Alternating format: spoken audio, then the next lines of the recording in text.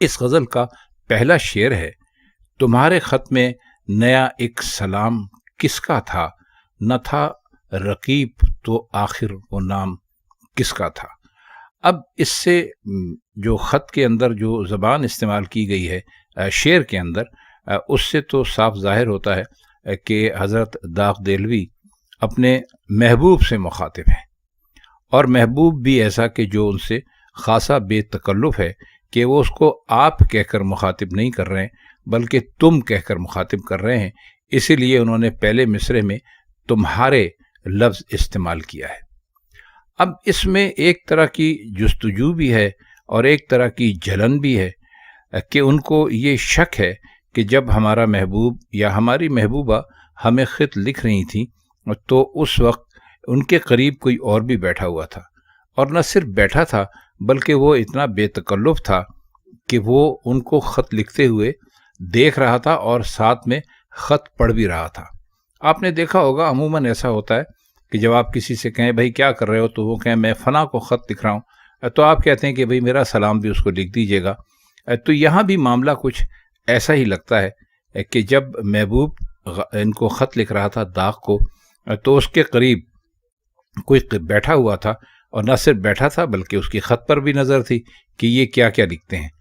تو فرماتے یہ ہیں کہ مجھے یہ جو ایک نیا نام ہے، نیا سلام ہے، اس کا مطلب ہے لوگ پہلے بھی سلام لکھواتے رہے ہوں گے کہ بھئی کس کو خط لکھ رہے ہیں، بھئی داغ دہلوی کو خط لکھ رہے ہیں۔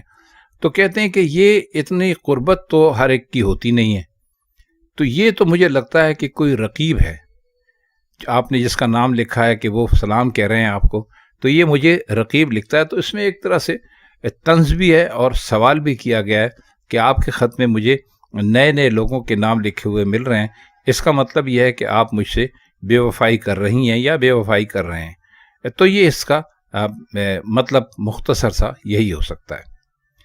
اس کا اگلا شعر ہے: وہ قتل کر کے مجھے ہر کسی سے پوچھتے ہیں، یہ کام کس نے کیا ہے، یہ کام کس کا تھا۔ اب معاملہ اس وقت یہاں پر یہ ہے کہ قتل ہو چکے ہیں۔ قتل ہونے سے مطلب یہ ہے کہ ان کی نگاہوں کا شکار ہو چکے ہیں، ان کے عشق میں ڈوب چکے ہیں، ان سے محبت کر بیٹھے ہیں، اور جب لوگ ان سے یہ پوچھتے ہیں کہ یہ آپ نے کچھ کیا ہے، تو کہتے ہیں ہمیں تو کچھ پتہ نہیں، اور پھر بہت انجان اور معصوم بن کے پوچھتے ہیں یہ کام کس نے کیا ہے، یہ کام کس کا تھا۔ یعنی یہ داغ تو ایسے نہیں تھے، یہ تو ہمیشہ سے بہت معزز قسم کے بہت اچھے آدمی تھے، لیکن آج عشق میں یہ بالکل دیوانے ہوئے گھومتے ہیں، تو ہمیں تو نہیں پتہ کہ ان کا یہ حال کس نے کیا ہے۔ تو اپنے محبوب کی سادگی پر ان کو ایک طرح سے پیار بھی آتا ہے، اور ایک طرح سے وہ طنز بھی کرتے ہیں کہ بھائی آپ ہی نے تو ہمیں قتل کیا ہے، یعنی آپ ہی کو کہ تو ہم پیار میں، یا آپ ہی کے تو ہم عشق میں ڈوبے ہوئے ہیں، اور آپ کی معصومیت دیکھیے۔ اب اس میں دو باتیں ہو سکتی ہیں کہ ایک تو محبوب چھپانا چاہتا ہے کہ بھئی داغ اس پر عاشق ہو گئے ہیں اس کا حسن اور جمال دیکھ کر، اور دوسرے یہ کہ محبت کہیں بدنام نہ ہو جائے، تو یہ ہر ایک سے جا کے پوچھتے ہیں۔ یعنی ایک طور سے انہوں نے پیش بندی کر لی ہے کہ وہ ہر ایک سے جا کے پوچھتے ہیں کہ یہ حضرت داغ تو بڑے مناسب قسم کے آدمی تھے، یہ ان کو کیا ہو گیا ہے، یہ ان کا حال کس نے کیا ہے، یہ کام کس کا ہو سکتا ہے۔ تو اس پر داغ نے طنزاً یہ بات کی کہ بھئی آپ لوگوں سے کیوں پوچھتے ہیں، یہ تو آپ ہی نے کیا ہے، آپ ہی کی وجہ سے ہوا ہے، تو آپ لوگوں سے کیوں پوچھتے ہیں، آپ ہم سے پوچھئے کہ ہم کس کی آنکھوں کے تیر کا نشانہ بن کے قتل ہوئے ہیں۔ شعر ہے: وفا کریں گے، نبھائیں گے، بات مانیں گے، تمہیں بھی یاد ہے کچھ، یہ کلام کس کا تھا۔ اب یہاں پر شاعر ایک مرتبہ پھر محبوب کی بے وفائی کا شکار دکھائی دیتا ہے۔ کہتا ہے کہ آپ نے ہم سے بہت سارے وعدے کیے تھے کہ آپ ہمیشہ ہمارے وفادار رہیں گے، اور آپ ہمیشہ ساری زندگی ہمارے ساتھ نباہ کریں گے، اور آپ جو کہیں گے ہم آپ کی بات مان لیں گے، لیکن اب آپ تو ایسے بن گئے جیسے ہمیں جانتے ہی نہیں۔ تو ہم یہ پوچھتے ہیں آپ سے، کلام کا مطلب ہوتا ہے بات، تو اب ہم آپ سے یہ پوچھتے ہیں کہ آپ کے وہ سارے وعدے، وہ ساری قسمیں، وہ کہاں چلی گئیں؟ آپ کو کچھ یاد بھی ہے یہ بات کس نے کہی تھی؟ تو پھر یاد دلاتے ہوئے کہتے ہیں کہ بھائی یہ آپ ہی نے سب کچھ کہا تھا کہ آپ ہم سے وفادار بھی رہیں گے، ہمارے ساتھ نباہ بھی کریں گے، ہماری بات بھی مانیں گے. تو آپ کو تو شاید یاد نہیں، لیکن ہمیں یاد ہے کہ یہ کلام آپ ہی کا تھا.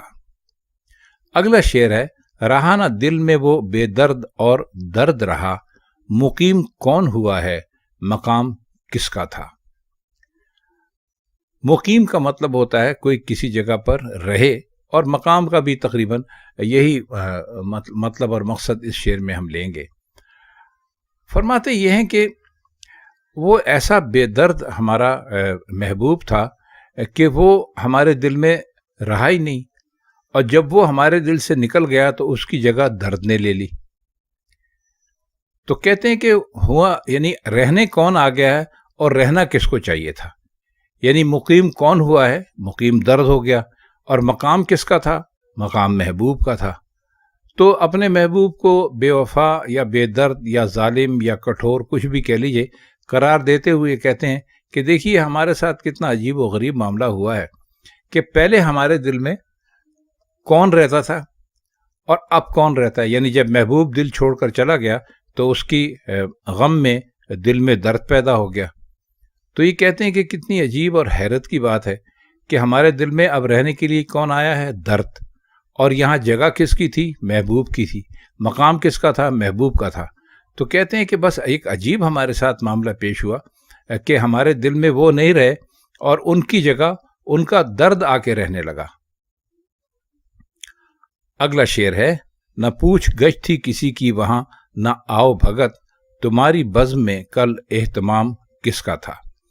مزے کا شعر ہے، پوری غزل ہی آپ یوں سمجھ لیجیے کہ ایک طرح سے ہلکے سے لطیف. پوچھ گچھ تھی کسی کی وہاں، نہ آؤ بھگت، تمہاری بزم میں کل اہتمام کس کا تھا. پوری غزل ہی ایک شوخی کے انداز میں کہی گئی ہے کہ جس کے اندر داغ نے اپنے محبوب سے گلے کیے ہیں، شکوے کیے ہیں. تو فرماتے یہ ہیں کہ جو یہاں پر کسی کی کا کہا انہوں نے جو استعمال کیا ہے اس کا مطلب اپنے آپ سے ہے. پوچھ گچھ کا مطلب ہوتا ہے پوچھنا، آؤ بھگت کا مطلب ہوتا ہے کسی آدمی سے بہت زیادہ خاطر تواضع کرنا کہ بھئی وہ آئے ہیں، آئیے بیٹھیے کھائیے پیئے کچھ بھی. تو کہتے ہیں کہ کل ہم تمہاری بزم میں گئے تو وہاں تو ہمیں کسی نے پوچھا ہی نہیں، نہ کسی نے ہماری آؤ بھگت کی. تو کہتے ہیں کہ جو تمہاری بزم تھی کل اس میں جو بڑا انتظام اور اہتمام ہوا تھا، جو بڑے انگریزی میں کہہ لیجیے جو ارینجمنٹس تھے، وہ کس کے لیے تھے. پہلے تو ظاہر ہے کہ بتانے کی کوشش کر رہے ہیں کہ پہلے تو ہمارے لیے تھے. جب ہم جایا کرتے تھے تو ہماری پوچھ گچھ بھی ہوتی تھی اور ہماری آؤ بھگت بھی ہوتی تھی. لیکن کل ہمیں کسی نے پوچھا ہی نہیں. لیکن حیرت کی بات یہ کہ بزم خوب سجی ہوئی تھی، یعنی کھانے پینے کا انتظام بھی تھا، لوگ بھی تھے، تم بھی بہت بنے سنورے تھے، بہت حسین تھے، بہت اہتمام تم نے کیا ہوا تھا. تو یہ تو سارے کام ہمارے لیے ہوتے تھے، لیکن ہمیں تو کسی نے پوچھا ہی نہیں. ہم جا کر ایک کونے میں بیٹھ گئے. لیکن تمہاری بزم کی رونق دیکھ کر اور تمہارے ادائیں اور عشوے اور تمہارا لباس اور تمہارا بننا سنورنا، یہ سب کچھ دیکھ کر ہمیں لگا کہ کسی اور کے لیے شاید یہ اہتمام کیا گیا ہے. تو بزم سے تو واپس آ گئے، چونکہ کل کا لفظ استعمال کیا ہے تو اس کا مطلب ہے کہ گزرے ہوئے وقت کی بات کر رہے ہیں.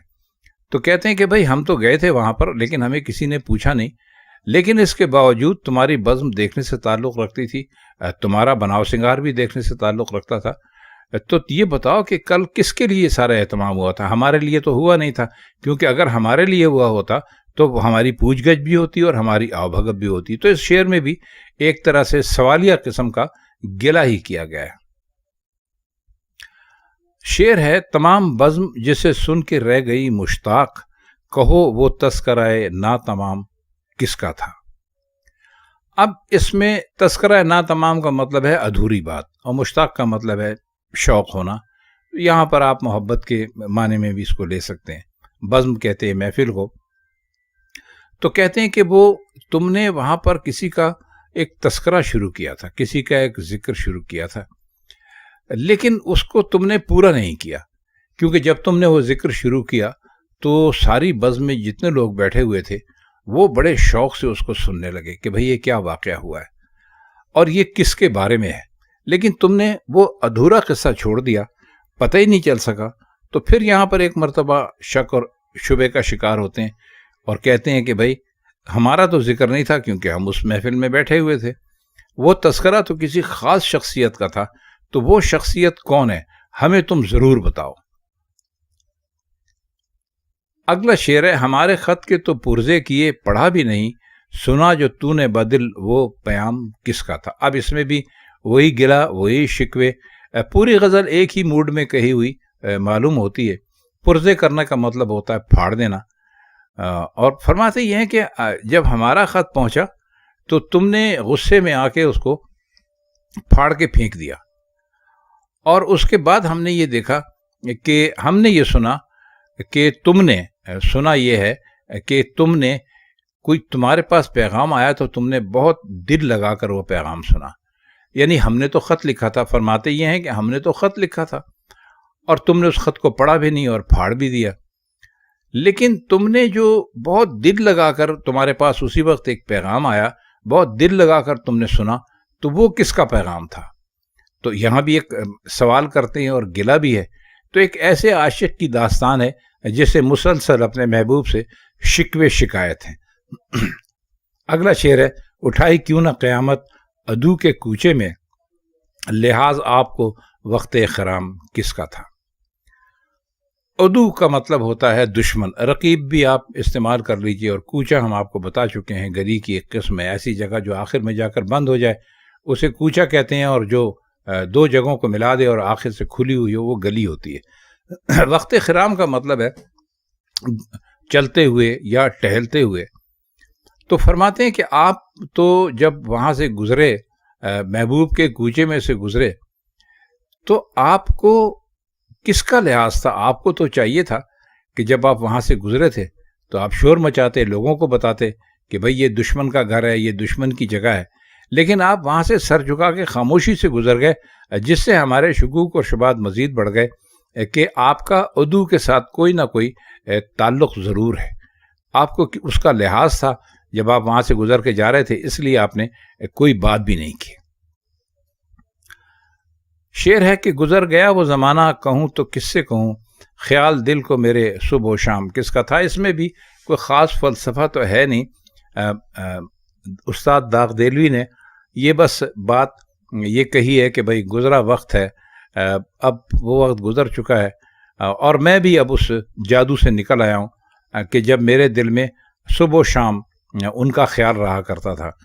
تو کہتے ہیں کہ وہ وقت گزر گیا ہے اور میں کسی کو بتاتا بھی نہیں ہوں، کیونکہ اس کے بتانے کا کوئی فائدہ بھی نہیں ہے، کیونکہ اب وہ میرے رہے نہیں۔ تو بس میں اپنے ماضی کو یاد کر لیتا ہوں، اس وقت کو کہ جب صبح و شام سوائے ان کے اور میں کچھ سوچتا ہی نہیں تھا۔ اب اس کا ایک آخری شعر ہے، وہ ہر ایک سے کہتے ہیں کیا داغ بے وفا نکلا، یہ پوچھے ان سے کوئی وہ غلام کس کا تھا۔ اب اس میں بھی اپنے محبوب کے سے ہی مخاطب ہیں، اسی کے اوپر طنز کر رہے ہیں۔ تو کہتے ہیں کہ وہ ہر ایک سے پوچھتے ہیں کہ کیا وہ جو داغ تھا، وہ جو شاعر تھا، کیا وہ بے وفا نکلا۔ تو کہتے ہیں کہ کوئی ان سے تو پوچھے جا کے کہ وہ غلام کس کا تھا، یعنی اگر وہ بے وفا تھا اور وہ بے وفائی کر گیا تو آپ کی وجہ سے اس نے بے وفائی کی، تو آپ کے لیے شرم کی بات ہے کہ آپ نے اس کے ساتھ کچھ ایسا سلوک روا رکھا کہ وہ اچاٹ ہو کے، اس کا دل اچاٹ ہو گیا اور وہ وہاں سے چلا گیا۔ تو ذرا ان سے بھی تو پوچھئے کہ اگر داغ نے بے وفائی کی تو اس کی وجہ کیا تھی۔ وہ خود پہ تو کوئی الزام لینے کے لیے تیار نہیں ہے، لیکن ہر ایک سے کہتے ہیں کہ بھائی وہ جو داغ تھا کیا وہ واقعی بے وفا تھا۔ تو چلیے مان لیتے ہیں کہ بے وفا تھا، لیکن یہ تو بتائیے کہ اس کی بے وفائی کے ساتھ نام کس کا جڑا ہوا تھا۔ تو خواتین حضرات، یہ حضرت داغ دہلوی کی غزل تھی جس کے کچھ مشکل الفاظ کے معنی اور شعروں کا مطلب ہم نے کرنے کی کوشش کی۔ اگر آپ کو یہ غزل اچھی لگی ہوئی اور آپ مرزا داغ کی مزید غزلیں سننا چاہتے ہیں تو آپ ہمیں کمنٹ سیکشن میں بتا سکتے ہیں۔ تو بس آج کی محفل میں اتنا ہی، آپ سے انشاءاللہ کسی اور شاعر کی کسی اور کلام کے ساتھ پھر ملاقات ہوگی۔ تب تک کے لیے ہم چاہتے ہیں آپ سے اجازت۔